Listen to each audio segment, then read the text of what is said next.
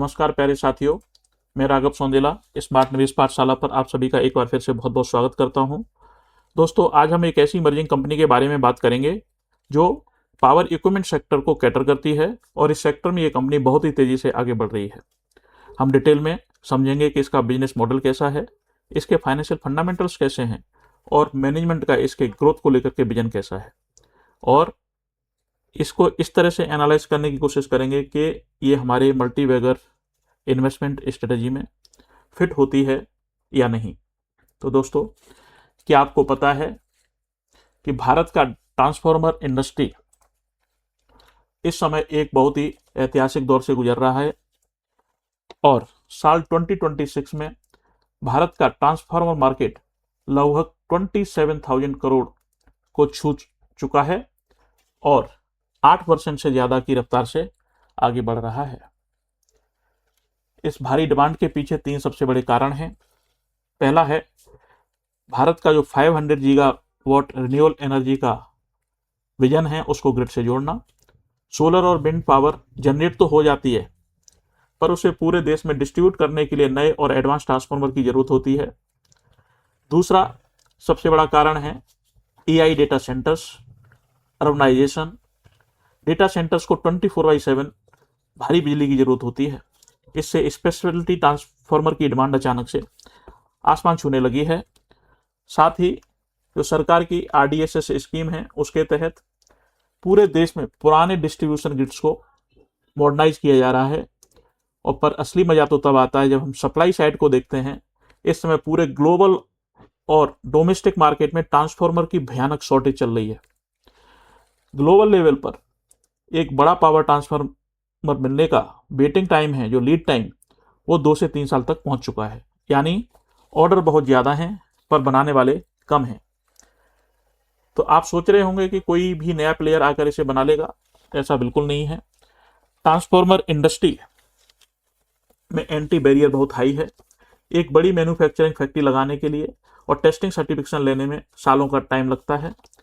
हालांकि सरकार ने रिसेंटली अभी कुछ चाइनीज कंपनीज को टेम्परेरी रूप से अप्रूवल दिया है, लेकिन उन्हें भी मेक इन इंडिया के तहत 50 to 60% लोकल मैन्युफैक्चरिंग करनी होगी, जिससे डोमेस्टिक कंपनियों को कोई खतरा ना हो। यही वजह है कि जिस कंपनी के बारे में हम आज एनालिसिस करेंगे उस जैसी कंपनियों के पास 5,000 करोड़ से ज़्यादा के ऑर्डर बैकलॉग हैं और इनकी पाइपलाइन पूरी तरह से फुल है। तो दोस्तों, क्या आप जान पा रहे हैं कि हम किस कंपनी के बारे में बात कर रहे हैं? जी हाँ, हम बात कर रहे हैं transformer and rectifier India limited के बारे में।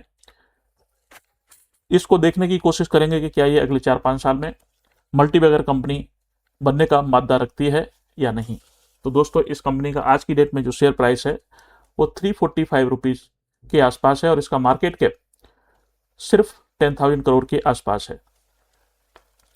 तो आज हम ये 9 पॉइंट्स के बारे में डिस्कशन करेंगे। इस कंपनी के बारे में थोड़ा सा कंपनी के बारे में जान लेते हैं कि कंपनी करती क्या है।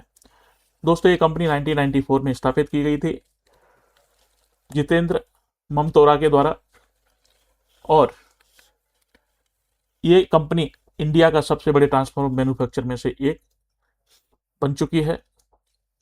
ये कंपनी 1200 केवी से लेकर के 1000 MVA तक की कंप्रिहेंसिव प्रोडक्ट रेंज ऑफर करती है। ये पावर यूटिलिटीज, रिन्यूएबल्स, इंडस्ट्रियल और रेलवे सेक्टर में कैटर करती है।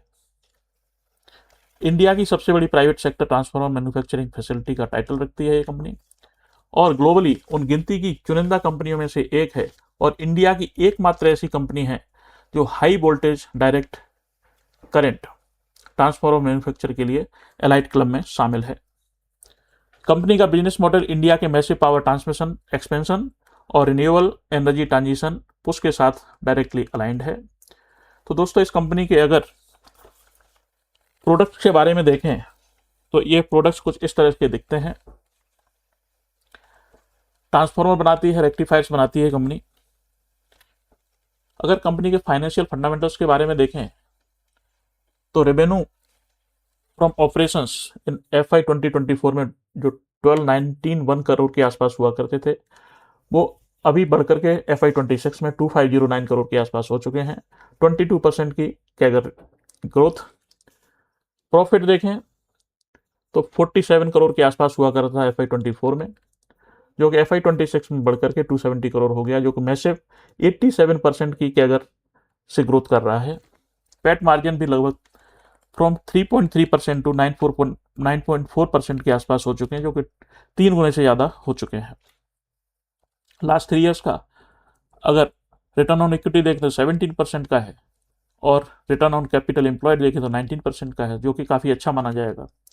मार्केट कैप सिर्फ 10,000 करोड़ का है at the current market price of 345 rupees. Valuations देखें तो कंपनी 39 के मल्टीपल पे अवेलेबल है।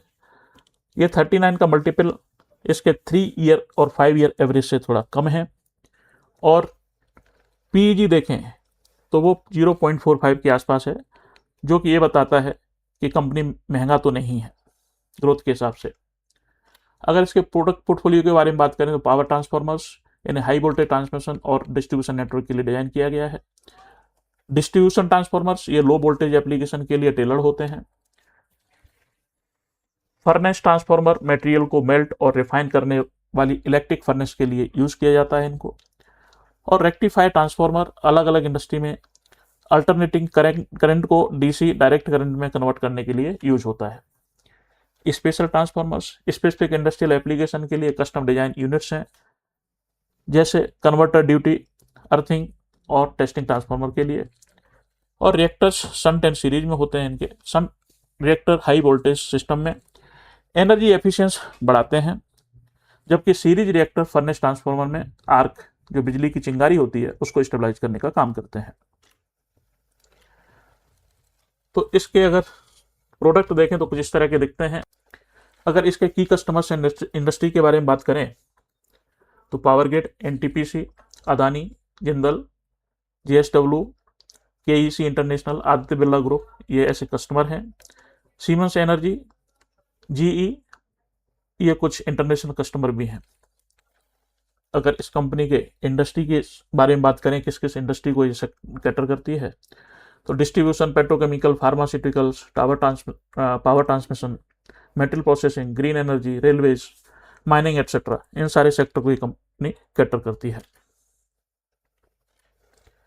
तो अगर इसके रेवेन्यू ब्रेकडाउन के बारे में बात करें तो 65% का रेवेन्यू पावर ट्रांसफार्मर से आता है, 25% डिस्ट्रीब्यूशन एंड स्पेशलिटी से, और 10% सर्विसेज एंड स्पेयर से आता है। कंपनी के ऑर्डर बुक के बारे में बात करें तो आज की डेट में कंपनी के पास 5005 करोड़ की ऑर्डर बुक है जो अनएग्जीक्यूटेड है, जो ये दिखाती है कंपनी के पास में नेक्स्ट 24 से लेकर के 30 मंथ्स का काम हाथ में है। अगर 2026 के बारे में बात करें कितना ऑर्डर मिला कंपनी को, तो 2374 करोड़ का ऑर्डर बुक 2026 में इनको मिला है। अगर इंक्वायरी पाइपलाइन के बारे में बात करें तो आज की डेट में 23,000 करोड़ के आसपास में इनके पास इंक्वायरी है। अगर इस बैलेंस शीट के बारे में बात करें तो टोटल एसेट कंपनी के पास है 2500 करोड़ के हैं FY26 में, जो कि 2025 में 2047 करोड़ के आसपास हुआ करते थे। फिक्स्ड एसेट्स के बारे में बात करें तो जो work in progress scale to 137 crore represent active infrastructure construction on ground. Trade receivables के बारे में बात करें तो cash receivable standing at 853 crore indicating fast delivery and healthy client billing. अगर लाइबिलिटीज और नेटवर्थ के बारे में बात करें तो कंपनी के पास solid buffer increase expanded to 1450 crore in FY26 compare to 1180 crore in FY25। Long term borrowing देखें तो कंपनी के पास में 53 करोड़ की लॉन्ग टर्म बोरोइंग है, जो कि FY25 में 77 करोड़ हुआ करती थी, कम हुआ है। और कंपनी के पास में जो शॉर्ट टर्म बोरोइंग है वो अराउंड 400 करोड़ के आसपास है। तो working capital structure strongly balanced है। Minimal balance sheet default risk over next 5 years बहुत कम है। अगर कंपनी खासियत देखें तो हाईली एडवांस टेक्निकल बैरियर है, क्योंकि transformer rectifier on rare companies में से एक है जो ग्लोबली 1200 kV के ट्रांसफार्मर डिजाइन करती है। बैकवर्ड इंटीग्रेशन रखती है company CTC, washing, press board और fabrication plant control health hubs को इंटरनल कंट्रोल के साथ में ऑपरेट होंगे, जो कि Q1 FY28 तक, जिसकी वजह से इनकी जो प्राइसिंग क्वालिटी है वो काफ़ी हद तक कम हो जाएगी। ये एकमात्र ऐसी इंडियन कंपनी है जिसके पास NABL सर्टिफिकेशन है और इसके पास में power grid, NTPC, Adani renewables, Tata power जैसे नामी गिरामी कस्टमर्स भी हैं। कंपनी इन हाउसिंग टेस्टिंग करती है हाई वोल्टेज टेस्टिंग के लिए। डेडिकेटेड फैसिलिटीज़ हैं जो लीड टाइम को कम करती हैं और क्वालिटी कंट्रोल इंश्योर करती हैं जो छोटे प्लेयर्स नहीं कर सकते। अगर इसके अगले 5 साल के ग्रोथ ट्रिगर्स के बारे में बात करें, जो कि कंपनी का जो विजन है वो $1 बिलियन के आसपास है इन नेक्स्ट 5 ईयर्स बाई 2030। तो आज की डेट में बात करें तो FY 26-27 as a base year, तो कैपेसिटी इसके पास में 40,000 MVA की है और इनका जो एनुअल रेवेन्यू है वो 2509 करोड़ का है। Q2 FY 27 तक कंपनी चंगोदर कैपेसिटी एक्सपेंशन करेगी 15,000 MVA के साथ में। FY 27-28 तक मौर्या प्लांट में ये 22,000 MVA EHV कैपेसिटी को ऐड करेगी। इनकी total capacity by the end of financial year FY 28 75,000 MVA के आसपास में हो जाएगी। अगर फाइनेंशियल ईयर 29-30 के बारे में बात करें तो कंपनी का जो विजन है वो $1 बिलियन का एनुअल रेवेन्यू को जनरेट करना है। दोस्तों, अब इस कंपनी के शेयर होल्डिंग पैटर्न्स के बारे में बात करते हैं। तो कंपनी के जो शेयर्स हैं वो प्रमोटर के पास में 64.36% के आसपास हैं, FIA के पास में 8.33% है, DIA के पास में 1.77% है और पब्लिक एंड रिटेल्स के पास में 22.38% है और अदर्स के पास में 3.16 है।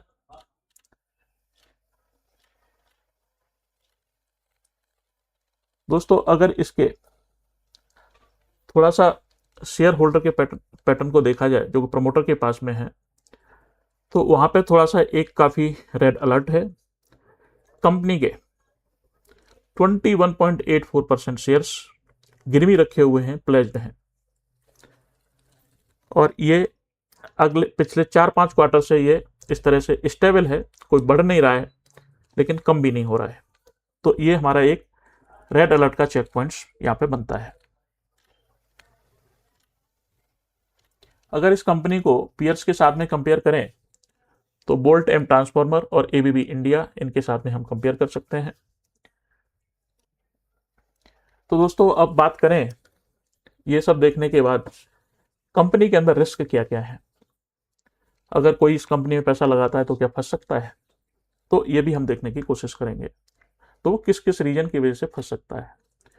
तो पहला रिस्क ये है कि रॉ मटेरियल कॉस्ट फ्लक्चुएशन है। प्राइसिंग जो होती है वो काफ़ी क्रिटिकल होती है रॉ मटेरियल की, कॉपर एंड CRG और स्टील की। तो जो डायरेक्ट मार्जिन्स जो है इस कंपनी के इम्पैक्ट हो सकते हैं इनकी कॉस्ट फ्लक्चुएशन पे। वर्किंग कैपिटल साइकिल देखें तो इस कंपनी का 150 डेज के आसपास है। वो इसलिए होता है क्योंकि इसके जो पेमेंट स्टेट गवर्नमेंट बॉडीज और स्टेट लग्जरी बोर्ड से होने हैं वो पेमेंट डिले हो सकते हैं। कंपटीशन देखें तो BHEL, siemens energy, ABB India जैसे जो है बिड के लिए चेज करते रहते हैं। रेगुलेटरी रिस्क देखें तो 2023 में गुजरात एनर्जी ट्रांसमिशन कॉरपोरेशन ने कॉन्ट्रैक्ट इशू की वजह से इस कंपनी पर एक टेम्परेरी बैन लगा दिया था, जो कि बाद में 2024 अप्रैल में हटा दिया गया, लेकिन इस तरह की आगे भी रिस्क रह सकती हैं। कंपनी के वैल्यूएशंस काफ़ी हाई हैं और किसी भी तरह का डिले कैपेसिटी एक्सपेंशन में, जो कि इनका 75,000 MVA के आसपास है, प्लान है, या फिर किसी क्वार्टर की परफॉर्मेंस खराब होने की वजह से इनकी शेयर प्राइस पर काफ़ी मार पड़ सकती है। और सबसे बड़ा रेड अलर्ट यह है कि इस कंपनी के जो प्रमोटर हैं उनके 21.84% शेयर्स प्लेज हैं। तो ये देखने वाली बात होगी कि ये आगे जाके कम होते हैं या नहीं। तो दोस्तों, अभी तक हमने इस कंपनी के बारे में डिस्कस किया कि ये कंपनी इंडस्ट्री लीडर है ट्रांसफार्मर रेक्टिफायर बनाने में, प्राइवेट सेक्टर की सबसे बड़ी कंपनी है। इनके पास high voltage direct current transformer बनाने वाले एलाइट ग्लोबल क्लब में ये कंपनी शामिल है। NABL टेस्टिंग लैब से सर्टिफाइड है, एकमात्र कंपनी है इंडिया की। और ये company ultra high voltage 1200 kV scale में लोअर टीयर कंप्यूटर से आगे रहती है। Power grid, NTPC, Adani power, Tata power जैसे नामी गिरामी कस्टमर्स भी हैं। अगर 2026 परफॉर्मेंस के बारे में बात करें तो 2509 के करोड़ के आसपास में इनका रेवेन्यू जनरेट हुआ है, जो कि 22% के कैगर से बड़ा है। इनके अगर एबिटा मार्जिन की बात करें तो 15% के आसपास स्टेबल है। नेट प्रॉफिट 272 करोड़ का आया है, जो कि 87% की मैसिव ग्रोथ के साथ में बड़ा है। और इनके अगर रेशियोज देखें आरओई और आरओसी तो 17% एंड 19% रिस्पेक्टिवली हैं। और इनका जो कंट्रीब्यूशन देखें तो वो इस तरह से आता है, डिस्ट्रीब्यूशन से 25%, 10% आता है स्पेयर एंड सर्विसेज से, 65% पावर से आता है। अगर इनका $1 बिलियन का जो ग्रोथ रोडमैप है उसको देखें तो इनकी कैपेसिटी जो करंट में 40 के MBA है उसको 75 के MBA करने का प्लान है। बैकवर्ड इंटीग्रेशन इनके पास है, जिसकी वजह से processing, CTC, bushing and press board in house ready हो जाएगा बाई Q1 और FY28। ऑर्डर बुक पाइपलाइन देखें तो 5000 करोड़ से ज़्यादा की इनके पास एग्जीक्यूटेड ऑर्डर बुक है और मैसिव 23,000 करोड़ की इंक्वायरी है। रिस्क के बारे में देखा हमने, स्टेट इलेक्ट्रिसिटी बोर्ड के लंबे पेमेंट साइकिल की वजह से 150 डेज का इनका जो है साइकिल है की वजह से शॉर्ट टर्म में लिक्विडिटी पर प्रेशर आ सकता है। और रेगुलेटरी रिस्क, जैसा कि बोला कि रेगुलेटरी रिस्क कभी भी इस कंपनी के लिए हो सकती है। वैल्यूएशंस के बारे में बात करी तो वैल्यूएशंस इस कंपनी के महंगे हैं पी के हिसाब से, लेकिन पीजी के हिसाब से महंगे नहीं हैं। तो अगर किसी भी तरह का एग्जीक्यूशन डिले होता है तो इसकी शेयर की पिटाई हो सकती है। तो दोस्तों, इस तरह से हमने जानने की कोशिश करी इस कंपनी के बारे में। थोड़ा सा इसके फाइनेंशियल्स को और देख लेते हैं। मार्केट कैप 10,000 करोड़ से ऊपर का है, स्टॉक का P39 का है, पीजी रेशियो 0.45 का है, ROC 23.3% करंट में, ROE 19.1%। लेकिन 3 साल के देखें तो ROC 22% और ROE 18.8% के आसपास है। प्रमोटर्स के शेयर्स 21.8% के आसपास में प्लेज भी हैं, जो कि इसमें एक रेड अलर्ट है। कंपनी की अगर सेल्स ग्रोथ और प्रॉफिट ग्रोथ के बारे में बात करें तो लास्ट 3 इयर्स का जो सेल्स ग्रोथ है वो 22% का है, लास्ट 3 इयर्स का जो प्रॉफिट ग्रोथ है वो 87% का है। शेयर होल्डर पैटर्स की बात करें तो प्रमोटर्स के पास में 64% की शेयर होल्डिंग है, FIA 8% के आसपास है, DIA 1.7% के आसपास और पब्लिक के पास में इसमें 25.54% की हिस्सेदारी है। तो दोस्तों, अब इसको हम कंपेयर करें अपने मल्टीबैगर इन्वेस्टमेंट स्ट्रेटेजी में तो ये कैसे बैठती है। अगर अगले 5 साल का रनवे देखें तो ट्रांसफॉर्मर रेक्टिफायर इंडिया फिट्स होती है उसमें या नहीं। तो लॉन्ग रनवे है, 500 गीगावाट को कनेक्ट करना है ग्रिड के साथ में, डेटा सेंटर्स की डिमांड है, अर्बनाइजेशन हो रहा है, तो यहाँ पे ये टिक हो जाता है। दूसरा पॉइंट था कि जो रेशियोज हैं ROC 20% से ज़्यादा का होना चाहिए, इस कंपनी का 22% का है लास्ट 3 ईयर का, टिक हो जाता है। डेट के बारे में बात करें तो डेट टू इक्विटी रेशियो 0.45% है, जो कि मैनेजेबल है, यहाँ पे भी कोई प्रॉब्लम नहीं है, इसलिए ये भी टिक हो जाता है।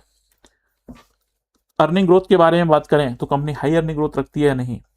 रेवेन्यू लास्ट 3 इयर्स का 22% से और जो प्रॉफिट है वो 87% से ग्रो हो रहा है, जो काफ़ी अच्छा माना जाएगा, तो यहाँ पे भी ये पॉइंट टिक हो जाता है। कंपनी के पास में मोड के बारे में बात करें तो एनएबीएल टेस्टिंग लैब से सर्टिफाइड है और UHV 1200 kV के ट्रांसफार्मर बनाती है। लेकिन जैसा मैंने बोला, इसमें एक रेड अलर्ट भी है, जो कि मॉनिटरिंग करना पड़ेगा हमको related to share pledge of the promoters 21.8%। तो इसमें 2 तरह की स्ट्रेटेजी हो सकती है दोस्तों, या तो इस एनालिसिस के बाद due to pledge of the shares somebody cannot invest, और अगर उसको कोई इग्नोर करता है, मॉनिटर करने के लिए रख लेता है इसको, तो बाई भी कर सकता है। तो अगर इसमें सेकंड कैटेगरी वाले की बात करें जिनको बाई करना है, तो उनके लिए बाइंग स्ट्रेटेजी हो सकती है कि करंट लेवल पे ये 345 के प्राइस पे अवेलेबल है, तो पहली जो रेंज हो सकती है 320 से लेकर के 350 रुपीज़ के प्राइस की रेंज में इसको 50% पहला चंक लिया जा सकता है। और किसी भी करेक्शन की वजह से अगर ये कंपनी 290 से लेकर के 310 रुपीज़ के बीच में सपोर्ट लेवल पे आती है तो उस केस में इसको फिर से 50% ऐड किया जा सकता है। अगर आपको हमारी ये कोशिश पसंद आई है तो वीडियो को अपने दोस्तों के साथ जरूर शेयर करें। चैनल पर नए आए हैं तो सब्सक्राइब करें। मैं राघव सौंदेला मिलूंगा आपसे अगले वीडियो में स्मार्ट निवेश पाठशाला पर। तब तक के लिए आप अपनी हेल्थ और वेल्थ दोनों का ध्यान रखिए। दोस्तों, ये वीडियो सिर्फ एजुकेशन पर्पज के लिए है, किसी भी तरह का बाई या सेल रिकमेंडेशन नहीं है। स्टॉक मार्केट में रिस्क हमेशा होता है, इसलिए कोई भी इन्वेस्टमेंट करने से पहले अपनी खुद की रिसर्च जरूर करें या अपने फाइनेंशियल एडवाइजर से कंसल्ट करें। बहुत बहुत धन्यवाद।